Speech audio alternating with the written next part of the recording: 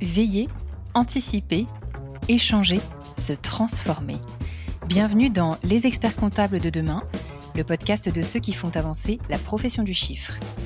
Je suis Marine et ce podcast vous est proposé par le CEG, un cercle de prospective sur l'avenir de la profession comptable.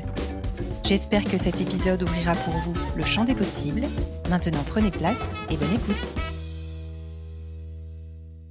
Bienvenue dans ce nouvel épisode consacré à la formation au métier de demain dans les cabinets d'expertise comptable. Et on va notamment parler du programme Profession comptable 2030 avec mon invité Laurent Benoudiz, expert comptable et vice-président de l'Ordre en charge de la formation. Bonjour Laurent. Bonjour Marine, Je suis ravie de vous avoir aujourd'hui dans le podcast.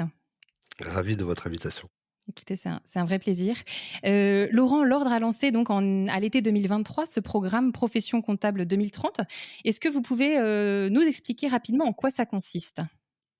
Alors, le constat, qui est fait, mais qui date pas d'hier, hein, ça fait quelques années qu'on y travaille, hem, et s'appuie sur tout un tas d'études qui ont été faites, notamment une étude des Moulins, Mmh. qui, nous laisse entendre que dans les années qui viennent, avec la numérisation, des flux, avec l'arrivée de la facture électronique, qui sera, l'achèvement en fait de ce qui est en train de se passer en termes de numérisation de nos clients. Une grande partie des tâches qui sont exécutées aujourd'hui par nos collaborateurs vont s'automatiser. Et donc, on va avoir un problème d'employabilité, enfin, ils vont avoir un problème d'employabilité et nous, on va avoir un problème de rentabilité, puisque inévitablement, on peut s'attendre, à ce que, il y ait une grosse pression sur les prix, lorsque les clients vont comprendre qu'un certain nombre de tâches qui sont exécutées aujourd'hui manuellement sont automatisées, bah, évidemment ça va se répercuter et donc la question c'est qu'est-ce qu'on fait, par rapport à ça? Et on pense que l'enjeu, déterminant pour la plupart des cabinets, c'est, la formation et l'adaptation des compétences des collaborateurs. Mmh. OK. Donc c'est quoi l'ambition de, Profession comptable 2030 quand vous lancez ce projet? C'est quoi votre, voilà, votre objectif? Alors notre objectif c'est de réussir à former les 170 000 collaborateurs de nos cabinets, leur permettre de comprendre déjà dans quel monde ils vivent, quelles sont les évolutions auxquelles, aujourd'hui, ils doivent s'attendre, Mmh. mais pour beaucoup d'entre eux, c'est déjà le cas, et leur faire comprendre que, leur métier, qui consiste aujourd'hui pour beaucoup d'entre eux, à être dans la production comptable, la production fiscale, la production juridique, la production sociale, et en vérité à travailler essentiellement pour les administrations, de toutes sortes, va, en partie disparaître et qu'ils doivent comprendre que en fait leur job c'est d'accompagner les clients, c'est d'aider les clients, d'écouter les clients, et donc il y a un changement de posture pour ses collaborateurs qui est, pas simple à mettre en place, Mmh. et donc on pense que la formation est le meilleur levier pour leur permettre d'évoluer, et de devenir, demain des collaborateurs qui conserveront, une employabilité et qui pourront, faire le job d'accompagnement des clients qu'on attend tous et qu'on espère tous. Mmh. OK, et donc ça s'adresse à tous les grades, de collaborateurs en cabinet, vous confirmez? Oui, tout à fait. En fait, on a, un plan de formation qui contiendra à terme, d'ici 3 ans, hein, puisque c'est un projet qui a Ouais, vocation à durer 3 ans, plus de 50 parcours de formation. d'accord. OK. Aujourd'hui, il y en a déjà 17 qui sont à disposition des cabinets, Mmh. et on essaye d'être aussi, exhaustif que possible, avec un système qui nous semble avoir donné ses preuves aujourd'hui, on va en parler. Heu et donc ça s'adresse aussi bien à des collaborateurs, qui ont un niveau de formation faible, mais qui peuvent s'orienter vers l'accompagnement du client en matière administrative, à des collaborateurs un peu plus structurés, qui peuvent eux aller vers l'accompagnement du client dans le copilotage de son entreprise. Mmh. OK, OK, et je crois que quand j'ai, regardé, avant qu'on parle, en quoi ça consistait, il y a 2 ensembles un peu dans ce programme de formation. Il y a une plateforme CAP 2030, je crois, Tout à fait. et l'ensemble des formations. Est-ce que vous pouvez nous expliquer, voilà, en quoi ces 2 objets peuvent, comment ça fonctionne, comment on peut les utiliser demain? Alors CAP 2030, c'est une plateforme, qui, a 2 entrées, une entrée, cabinet et une entrée collaborateur. Lorsque le cabinet, lui, va pouvoir, définir quelle est, sa stratégie, quels sont les axes vers lesquels, il souhaite s'orienter. tous les cabinets n'auront pas, vocation à aller, dans toutes les missions qui seront, autorisées et permises demain. De la même manière, les collaborateurs doivent d'abord prendre conscience de la situation et donc on leur propose de passer, un peu de temps sur cette plateforme. Il faut compter peut-être 1 à 2 heures pour identifier toutes les tâches qu'ils exécutent. Donc on a identifié plus de 600 tâches, qu'un collaborateur peut être amené à faire. À partir de là, on va essayer de mesurer quel est, l'impact de la numérisation sur son activité. Est-ce que c'est 10 20 30 quel est le pourcentage de son temps qui va se retrouver complètement, libéré, par l'automatisation qui est en train de se mettre en place. D'accord. À partir de là, le collaborateur, en ayant identifié quelles sont ses compétences actuelles, va pouvoir identifier quels sont les parcours de formation qui vont lui permettre d'évoluer dans son poste. De la même manière, le cabinet, l'expert comptable aura, une vision complète des compétences à disposition au sein du cabinet et pourra, à partir de là, construire ses plans de formation dans la durée. On a aujourd'hui, en fait, dans beaucoup de cabinets, une consommation de la formation qui est, à la demande et rarement construite. En fait, on est rarement dans des plans de formation sur plusieurs années, au service d'une ambition, au service d'une stratégie du cabinet.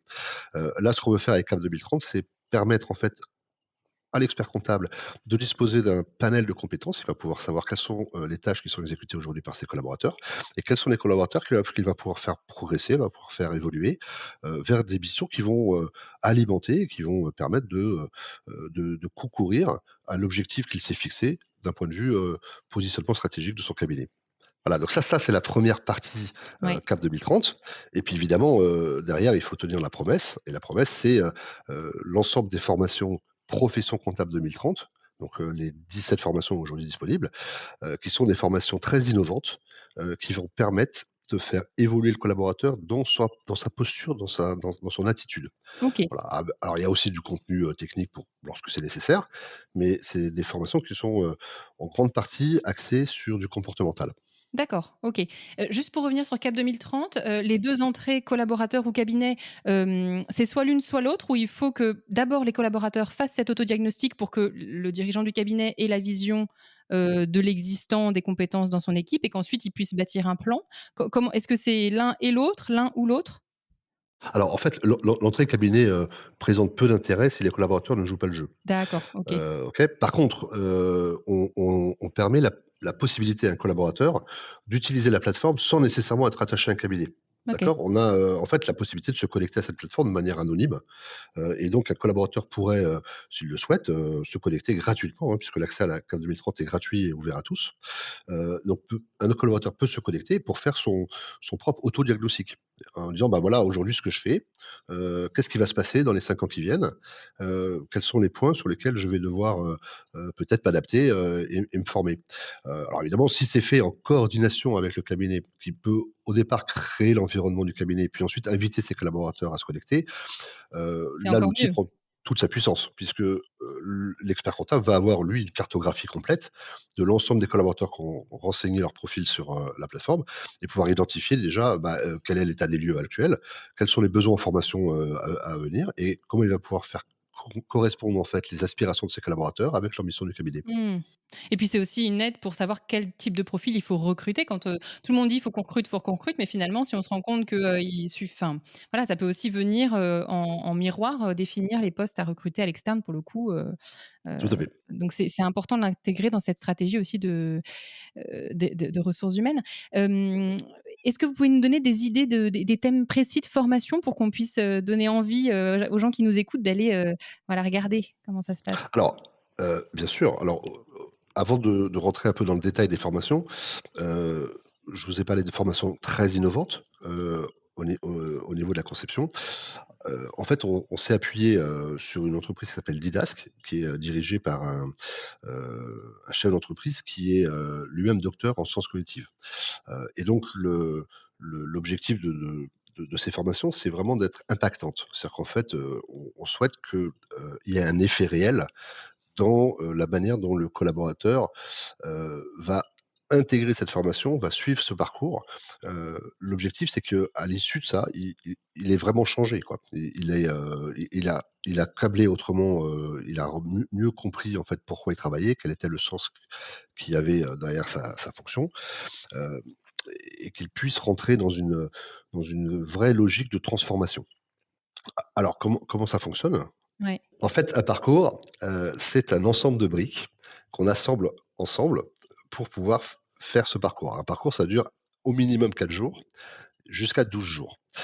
Et une brique, c'est une journée en distanciel avec l'outil, Didasque, qui est en fait un système de formation en ligne, qui est basé, sur un échange très interactif entre la plateforme et l'apprenant. Mmh. En fait, on va le mettre devant des situations, on va lui poser des questions, il va devoir répondre, et puis il va peut-être se tromper, et quand il se trompe, c'est une bonne nouvelle parce que c'est en se trompant qu'on apprend. On dit: «Ah bah oui, effectivement, je j'avais pas compris ça», donc on revient dessus, et donc on a tout ce parcours à suivre, pour déjà acquérir les compétences qu'on souhaite transmettre. Alors le truc est fait de manière, plutôt ludique, plutôt sympathique.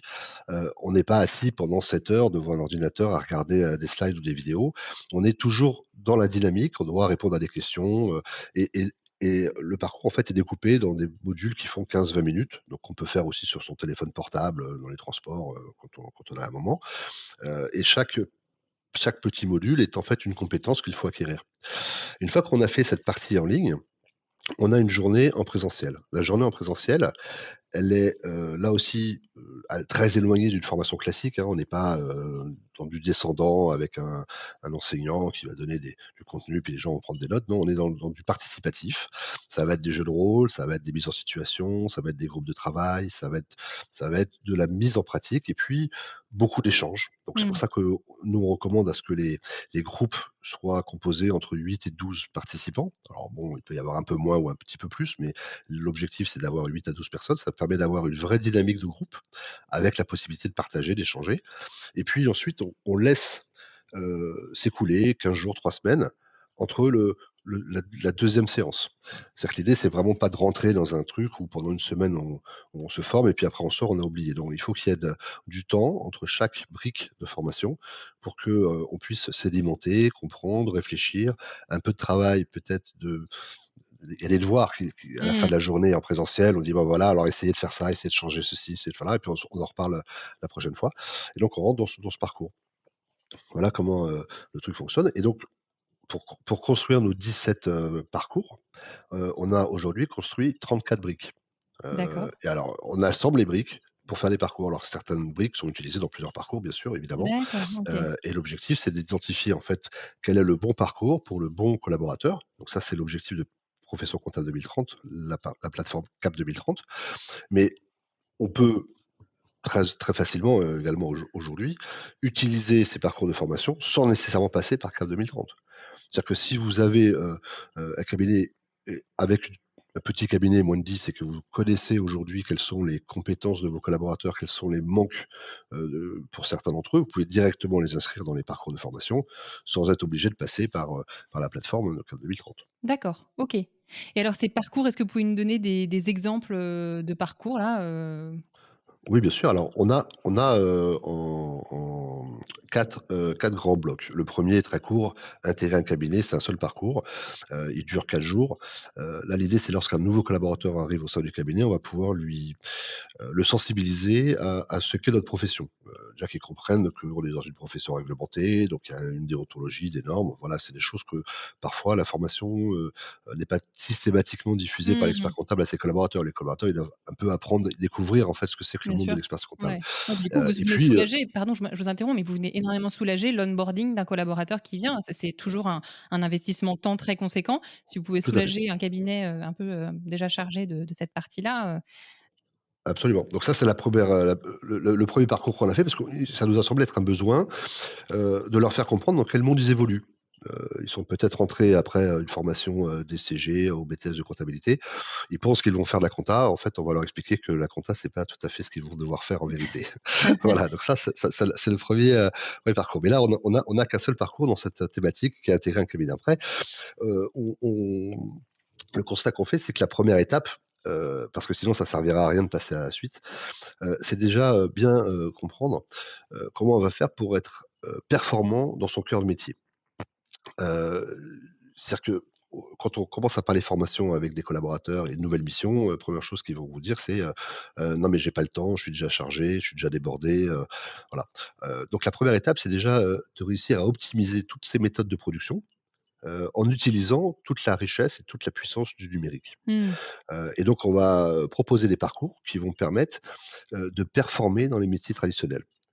Voilà. Alors il y a beaucoup d'idées préconçues, de réflexes qu'il faut qu'on arrive à déconstruire. Les collaborateurs imaginent qu'il faut qu'ils fassent une comptabilité qui est juste. Bon, une comptabilité juste, ça n'existe pas, qu'il faut qu'ils fassent du cut-off sur des montants, qui sont parfois dérisoires. Et puis il va perdre de vue, l'essentiel qui est, bah, ce qu'attend le client, voilà, enfin combien de fois on voit dans nos dossiers, un collab qui passe des écritures à 50 € de fin de clôture et puis il a oublié, les encours de production ou il a oublié le stock. Voilà, donc l'idée c'est de prendre un peu de recul sur ce qu'on fait, réfléchir à la manière dont on le fait et tordre le cou à certaines idées reçues, il faut faire des feuilles de travail sur tous les comptes. Bah, peut-être que la feuille de travail qui dit que le capital il n'a pas changé et qu'on refait d'une année à l'autre, elle est pas très utile et celle-là on peut peut-être s'en passer. Mmh. Et ça respecte évidemment les normes. L'idée c'est Mmh. qu'on a bien intégré le fait qu'il y avait des normes à respecter, mais la norme ne dit pas qu'il faut qu'on fasse une fiche de travail sur tous les comptes. Voilà, donc on a un certain nombre comme ça de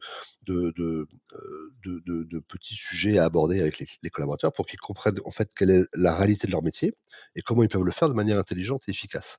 Donc il faut qu'ils puissent être performants et si jamais ils arrivent à intégrer tout ça, bah, évidemment, ils vont assez rapidement automatiser un maximum de choses chez leurs clients, utiliser toute la richesse des outils numériques, aujourd'hui il y en a pléthore, et dégager du temps. Alors évidemment, ce temps-là, il ne s'agit pas que l'expert comptable l'utilise pour leur redonner plus de dossiers, parce que sinon ça marche pas.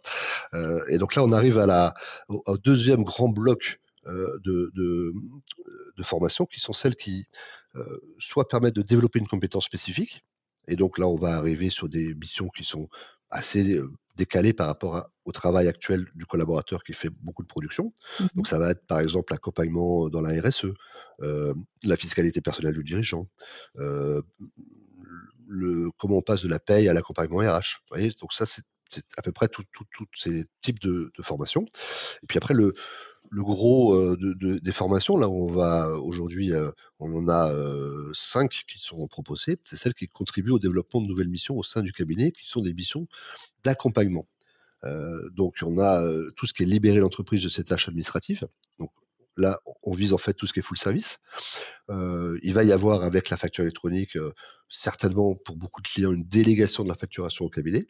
À partir de là, bah, comment on gère ça? Comment on peut accompagner le client, pas que dans la comptabilité, mais aussi dans son suivi administratif, sa facturation, sa relance client, la gestion de ses fournisseurs, le règlement de ses fournisseurs. Voilà, donc ça, c'est toute une partie qui s'adresse a priori à des collaborateurs qui ont pas besoin d'avoir un niveau de formation, d'études très élevé. C'est des choses qu'on pense que tous les collaborateurs doivent être capables de faire. Et puis après, il y a évidemment tout ce qui est, accompagnement dans la gestion, accompagnement au pilotage et le perfectionnement dans les missions de pilotage à travers, notamment tout ce qui est calcul, analyse de coûts, prévisionnel et cetera. Et donc là, on a, des parcours, sachant que le parcours un peu phare, qui est accompagner le chef d'entreprise dans le pilotage de la TPE, c'est, 10 jours. D'accord. Donc c'est assez long. Mmh mh. Mais du coup, il y a du ouais, il y a du fond derrière. J'imagine que si vous leur faites 10 jours de formation, c'est qu'au fond, le programme est sérieusement, costaud. Oui, il y a 10 jours de formation parce que, on sait que si on veut que ça fonctionne, il faut, il faut être dans la durée. Ouais. C'est-à-dire qu'une formation que vous faites, aujourd'hui, bon, moi j'en ai animé plein, hein, des formations à des consoeurs, des confrères sur tout un tas de sujets. Ils sont ravis, hein, à la fin de la journée, ils adorent la prestation que j'ai faite, ils sont contents, ils ont passé un bon moment, mais qu'est-ce qui se passe 2 jours après, 3 jours après, une semaine après? Pas Mmh. grand-chose en fait. Ouais. En fait, si on veut que ça soit, impactant et on veut changer la posture du collaborateur, il faut s'inscrire dans la durée et donc en fait, quand on a 10 jours, on fait un module de 2 jours, on attend 15 jours, 3 semaines et puis on refait un autre module de 2 jours, puis on attend encore un peu. Voilà et à la fin des 10 journées, enfin à la fin des cinq modules, heu, on s'aperçoit que ça fonctionne, Mmh. que les collaborateurs ont compris, ce qu'on attendait d'eux et ont fait évoluer, leur structure mentale, et réfléchissent autrement Mmh. et c'est ça qu'on veut essayer de faire. Hyper intéressant.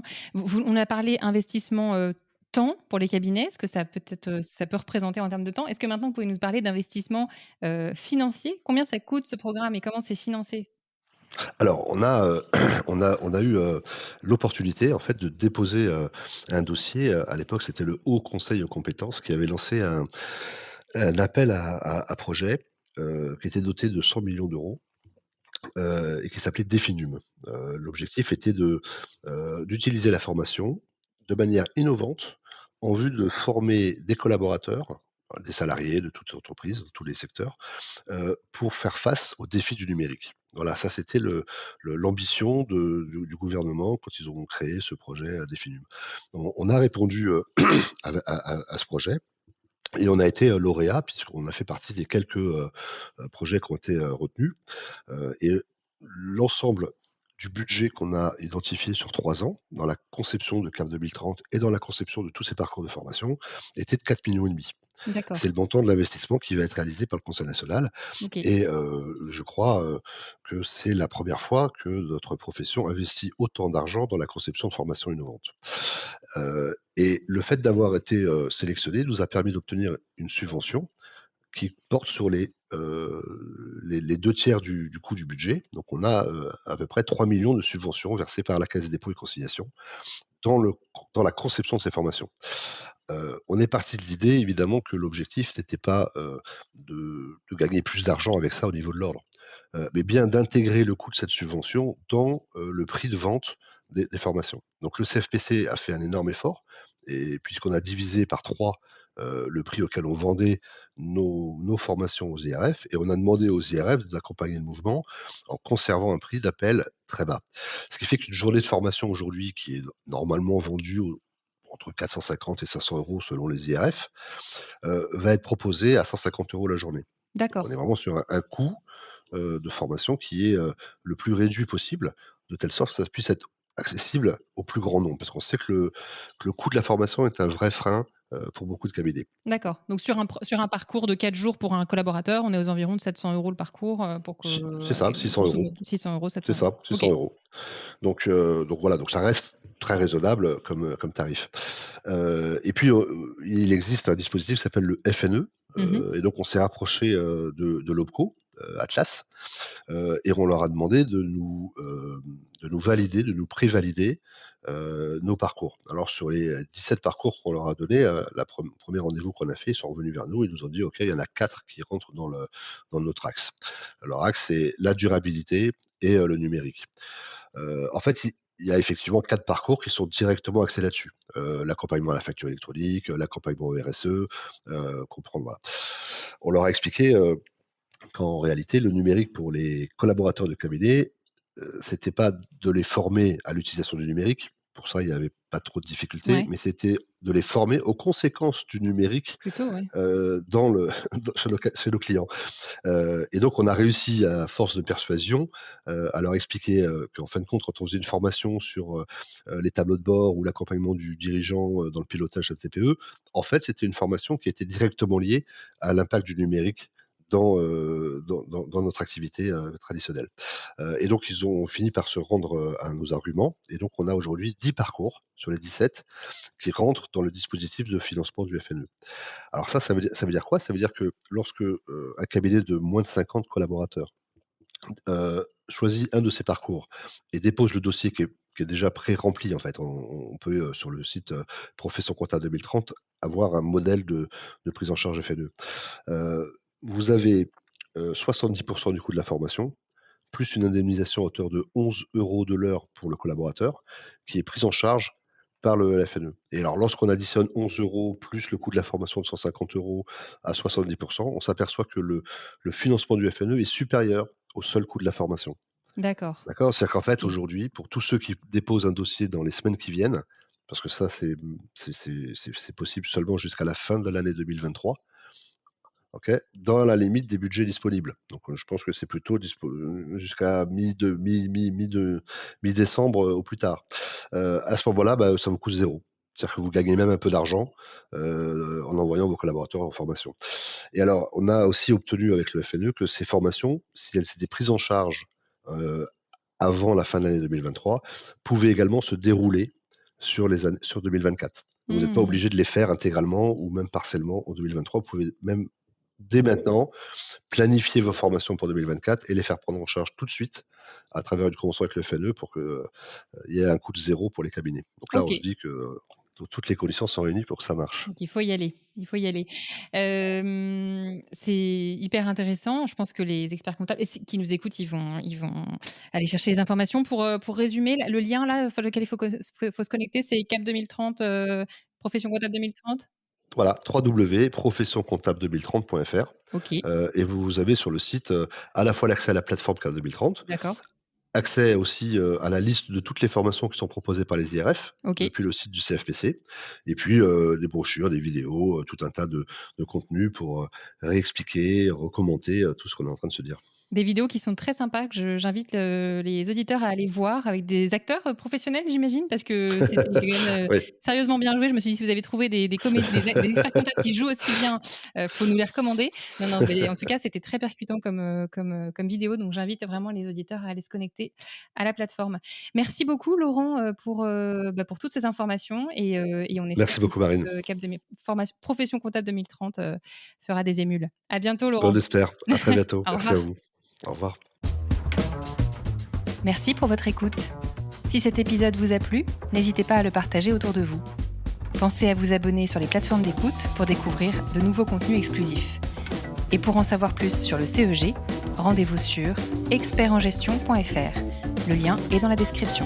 À bientôt!